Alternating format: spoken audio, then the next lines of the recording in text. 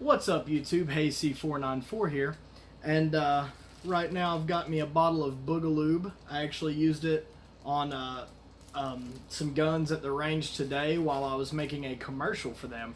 They liked the way that the Shooter Ready apparel commercial looked, so I'd offered to make them a commercial as well, so be looking for that here in the next hopefully week or so. I only got started today. Didn't get everything I wanted to done for the commercial because I ran into a suppressor issue. Anyway, subject of today's video is reloading on the range. Here's what I did today to sort of speed up my load development process. So I went ahead and picked 3 powders for a projectile. A lot of you guys will reference back to the 6.5 Grendel and the 5.56 videos where I talk about the way that I start my load development process. Well, today the subject was the 95 grain Sierra TMK, which is this guy right here. So, because that was what I intended on shooting today, that's what all of my load development was based around. So I went ahead and picked 3 powders that I wanted to play with, AR Comp, Reloader 15, and H4895. H4895 gave me the best velocity with no pressure signs. So that was the one that I was going to do load development on the range with.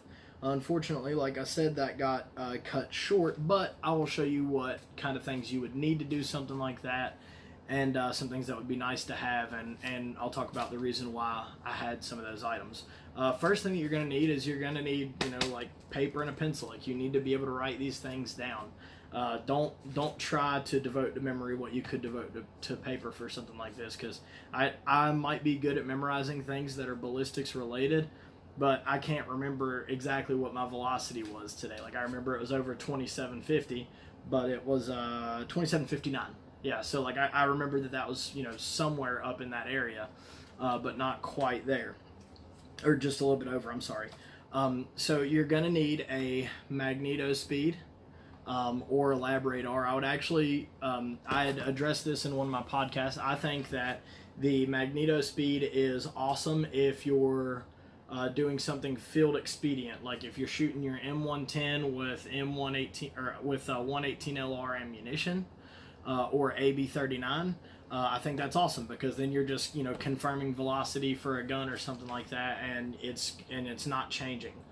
I think if you're doing load development stuff, I think the LabRadar would really be the more beneficial, just because you could set it up, you could shoot multiple loads, and like you could shoot different guns and stuff like that, and it would just be easier, and you could shoot your 100-yard target and not have to worry about a point of impact shift or a harmonic change by adding basically a weight to the end of your gun. So I seriously see more benefit to the LabRadar for load development than I do with the MagnetoSpeed. I think the MagnetoSpeed is good for stuff like, you're shooting one type of ammo through one gun and you just need to get a velocity, and then you're just shooting groups after that, and it's all the same.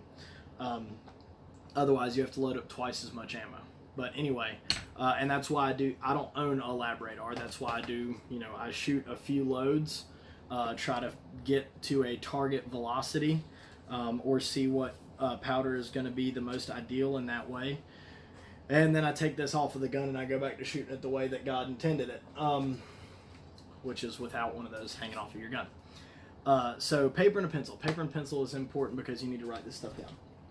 Also, to have prepped brass is super important. So I go to the range whenever I'm doing this, with a whole bunch of brass that I've already full length resized. I've bumped the shoulder, I've necked the shoulders, I've put a primer in. Basically, the only thing I have to do to this is put powder and projectile in. Once I put powder and projectile, it's ready to shoot. And that's, that's a big step, is going ahead and prepping all of your brass up to the primer point. And then you're also going to need a set of calipers, and you're also going to need a bullet comparator. And I say that, and I don't say a headspace comparator, because with the headspace comparator, like, you should already have those numbers. You know, like, you already know, because you've loaded these in the past, how much your shoulder is going to move and how much shoulder bump you've applied to that case. So I don't think it's necessary to have this on the range with you. So it might save you a little bit of weight. You can take it. I just don't see a benefit to it. But to have a bullet comparator is because you're going to be playing with your seating depth on the range. Also, you're going to need your powder. I already showed you the projectiles. So you've got your projectiles and your powder and calipers. You're going to need a funnel. This is one of those things that I've actually, on the first time I tried to do this, I forgot a funnel and I was real mad at myself. Luckily, I was loading up 308 at the time, so it wasn't as big of a deal to have a funnel. But could you imagine trying to do like 5.56 or 2.24 Valkyrie if you choose to shoot a lesser cartridge? Shooting 2.24 Valkyrie or something like that and trying to just like pour the powder in? Man, that would be a nightmare. So another product that I was testing out is the Hornady Quick Trickle. So basically, one rotation of the large knob clockwise is equal to 3 rotations on the small knob counterclockwise. And the reason that's beneficial is because you don't have to move your powder pan, you know, back and forth whenever you're trying to do, like, you know, throw a charge with, like, let's say you're Lee powder thrower. You throw a charge, and then you're going to put that pan over onto your scale, and then you're going to trickle up or whatever. I'm using a beam scale. Yeah, an electronic scale would probably be faster, but I use a beam scale whenever I do it. This is a Dillon Precision beam scale. And I'm going to show you what, you know, basically it would look like on the range if what you were trying to do was load up rounds on the range. Alright, so I had to get a little bit creative with my filming style, but these are basically the things that you will need. You will need the, you know, Hornady Quick Trickle, the beam scale, the prepped brass, the projectiles, funnel, something to hold your brass upright, a press, calipers, and a bullet comparator. So those are the items that you will basically need, and I'm going to show you how to use them right now. Alright, so that was a huge pain in the ass to set up. This is going to be really difficult to record because I'm trying not to be in front of the camera when I do this so that you can actually see what's going on, but unfortunately I'm going to have to. So, I'm going to take some of the stuff out of the way so that you don't have to see it, so that there won't be as much clutter. Alright, so I'll just kind of scoot this over. Alright, so the powder charge that I'm going to be working with here is 27.7 grains. First, I'd already checked to make sure this was zeroed out, and it is. So let me go on ahead and over to 27.7.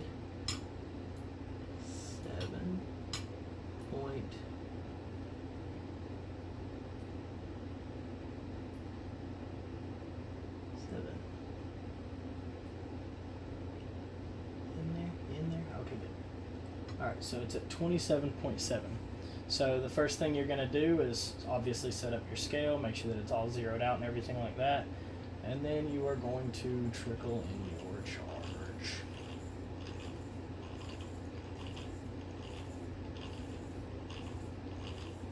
It's still slow, I will say that. It is still a slow process, but I like this way better than using a powder thrower and then trickling up. Basically, you start until you see the needle start to move. You do that until you see the needle start to move. I should really just count and figure out how many full rotations it is until the needle starts to move. Anyway, and then once the needle starts to move, then you just counterclockwise slowly trickle in the remainder of the charge. Now this is that exciting stuff that you guys look for in YouTube content.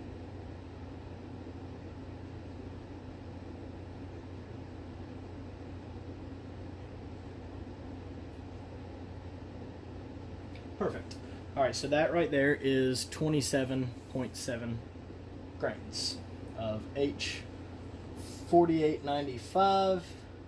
So what I'm going to do is I'm going to take that charge,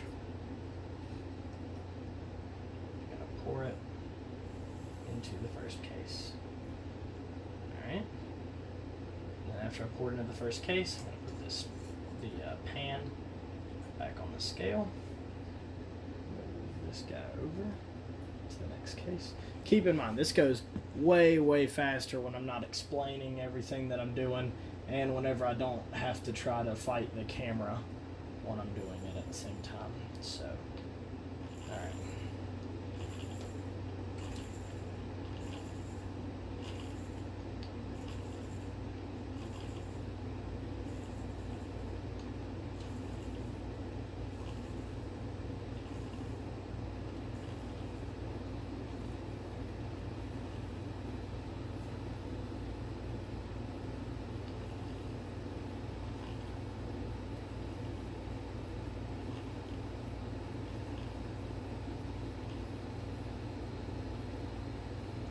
All right, so 20 rotations, or 20 turns, which would be about 20 half turns, seemed to be what it took for the needle to start moving. So that's good to know. All right, so now I'm close, so I'm going to trickle in the rest of the charge. A little bit more.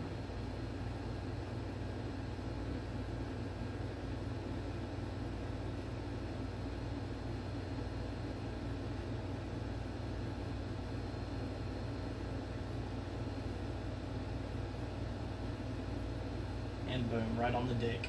All right, cool. Take that case. And I'm not gonna bore you with the last three, so I'm going to speed up the video now. 1, 2, 3, 4, 5, 6, 7,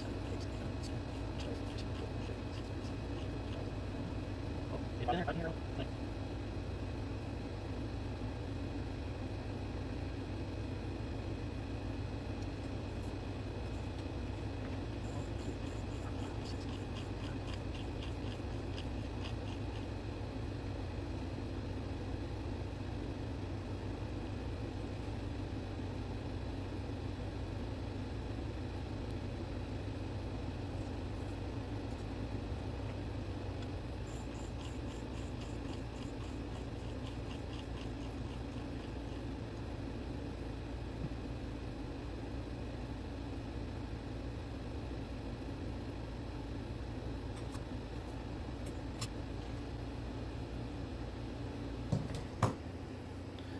Okay, so my 5 cases are now charged with 27.7 grams of H4895. One of the important things to note about this style of doing things is that you're waiting in between shot cycles for your barrel to cool, or maybe your suppressor to cool and stuff like that. So you actually have that time in between your shots where you're waiting on something. You're just waiting. And this gives you something to do while you're waiting, is tweak your load.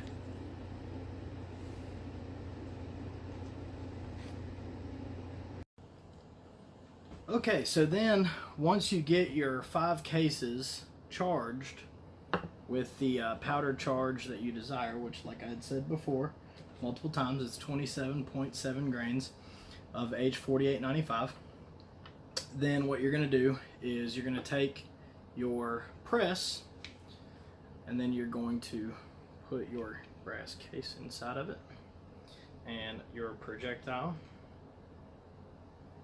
and then seat your projectile,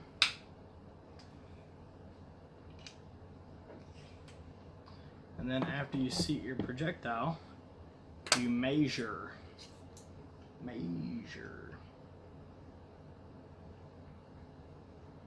Alright, so that is 2.293. 2.293. Well, as a lot of you guys know, the 6mm Cheeto rifle cartridge is designed around an AR-15 size gun, which usually has a max mag of about 2.265. 2.26 is kind of the gold standard, but I've found that 2.265 will still load just fine. So, giving what we know right here is we need to seat the bullet at least 33,000 steeper. So we can make an adjustment on our, I don't know if you guys can see that, it's got a micro adjust on it. So I'm going to need that bullet to seat 33,000 steeper. So there's 3, 10, 20, 30. All right, so let's see where that puts us.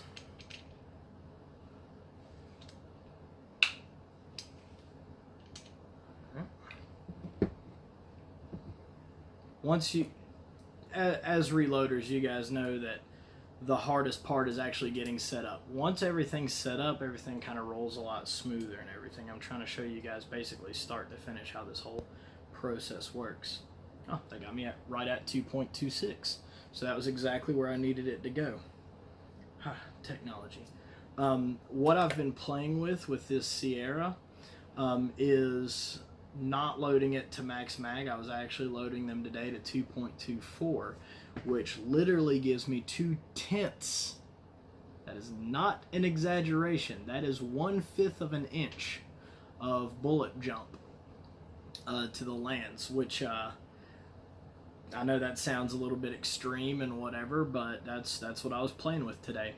But since I got that one to seat so nice at exactly 2.26, I'll probably go shoot those as they are.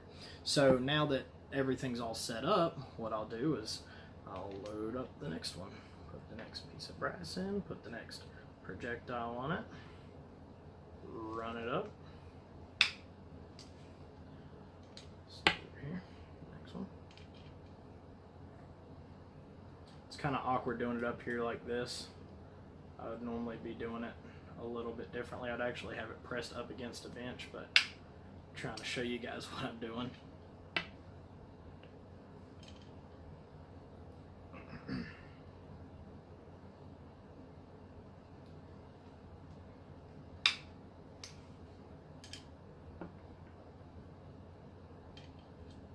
number 5.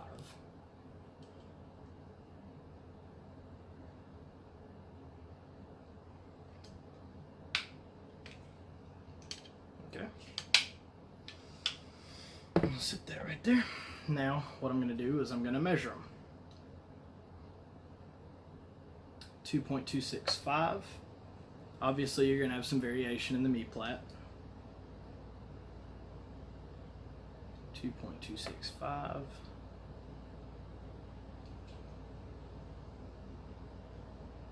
2.262.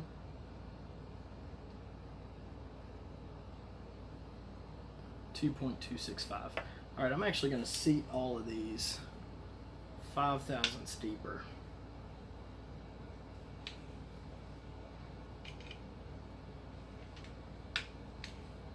Just because the majority of them were right there at 2.265.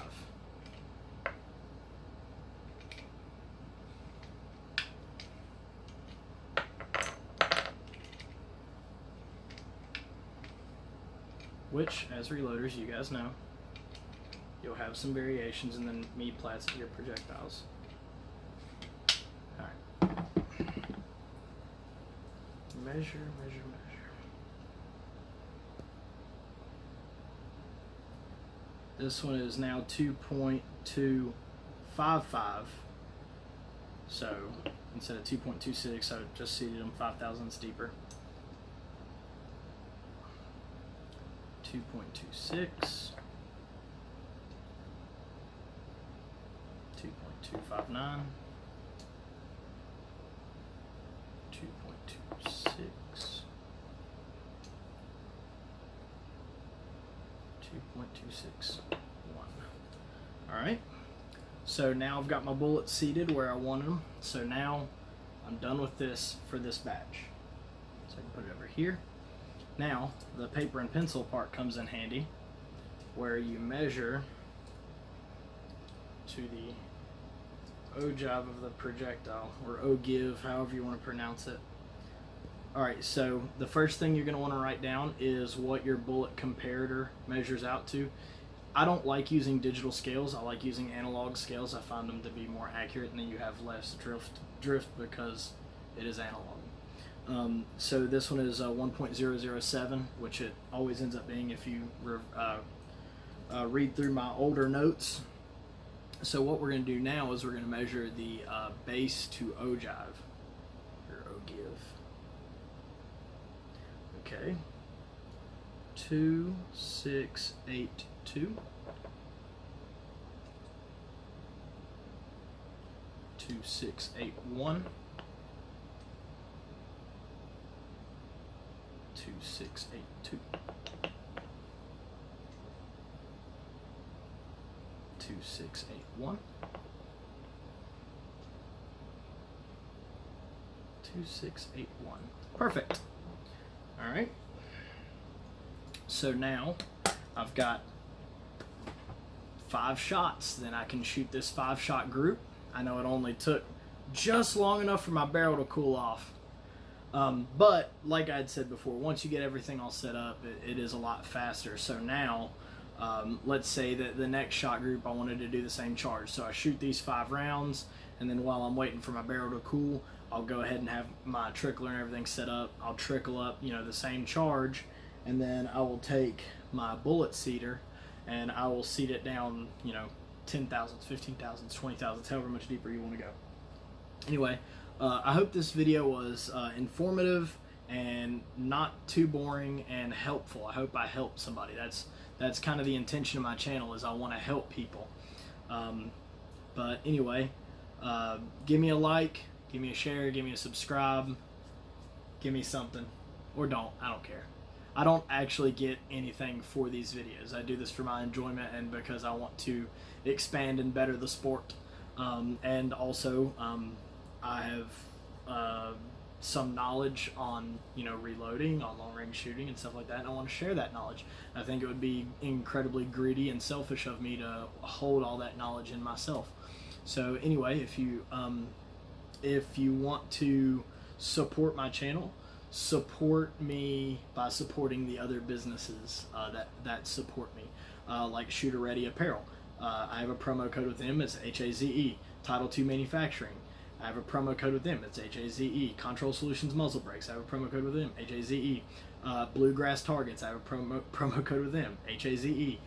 All of these people that I have a promo code for wanted to give me a percentage of sales, wanted to give me a discount, wanted to give me something to help them, and I refused. You can ask any one of these companies. I refuse any kind of, financial whatever that they want to give me to support them. I just want to better the community, and I'm genuine when I say that, and you can ask all of them as proof. I get zero kickback. I get no financial kickback from people using any of my promo code anywhere. Anyway, love you guys.